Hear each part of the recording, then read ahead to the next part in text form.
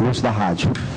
Senhor presidente, também quero abraçar a Selene, até está assistindo em casa e está cuidando de uma criança, não pôde comparecer. E o esposo, José Antônio, realmente eu conheci a Selene ainda como presidente de bairro no Alto Ginásio, prefeito Augusto, Ricardo, seu pai, e eu devo muito à sua mãe, que fez muito pelo nosso bairro, a Selene, e tantas outras, né, que trabalhavam ali, que eu não posso esquecer. E a Selene realmente trabalhou 32 anos na prefeitura também, é o caso do Serginho. Não é fácil, gente. Então, pessoas dessa natureza precisam receber homenagem.